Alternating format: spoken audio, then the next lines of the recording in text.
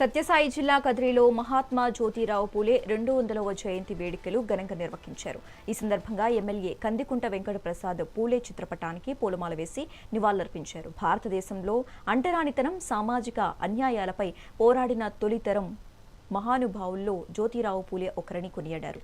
బాలికల విద్య, మహిళల సాధికారత, వితంతుల హక్కుల కోసం ఆయన చేసిన సేవలు చిరస్మరణీయమని పేర్కొన్నారు. సమాజంలో సమానత్వం కోసం పూలే చూపిన మార్గాన్ని ప్రతి ఒక్కరూ అనుసరించాలని ఎమ్మెల్యే పిలుపునిచ్చారు. పూలే గారి జయంతి సందర్భంగా ఏర్పాటు చేసినటువంటి కార్యక్రమానికి హాజరైనటువంటి కూటమి పార్టీ నాయకులకు, అదేవిధంగా ఉపాధ్యాయ సంఘాలు, అదేవిధంగా ఎన్జిఓ తరఫున హాజరైనటువంటి వెనుకబడిన వర్గాలకు చెందినటువంటి అధికారులకు, పాత్రికేయ మిత్రులకు అందరికీ కూడా, యావత్ నియోజకవర్గ ప్రజలందరికీ కూడా మహాత్మా జ్యోతిరావు పూలే 200వ జయంతి ఉత్సవ శుభాకాంక్షలు.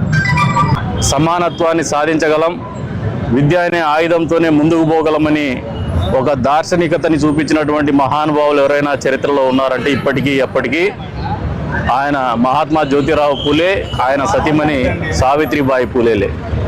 వారి జీవితము ఎప్పటికి కూడా మాలాంటి వాళ్ళందరికీ కూడా ఆదర్శం. ఈ రోజున వెనుకబడిన వర్గాల వాళ్ళు కొంతవరకైనా ముందుకు రాగలుగుతున్నామంటే అది వారు చూపించినటువంటి బాట, వాళ్ళు చూపించినటువంటి స్ఫూర్తి, వాళ్ళ ఆశయ సాధనకు కట్టుబడి ముందుకు పోతున్నటువంటి పరిస్థితులే. ఇప్పటికి కూడా అంతరాలు అంతరించిపోలా. అయినప్పటికీ కూడా పోరాటం అనేది నిరంతర కార్యక్రమం.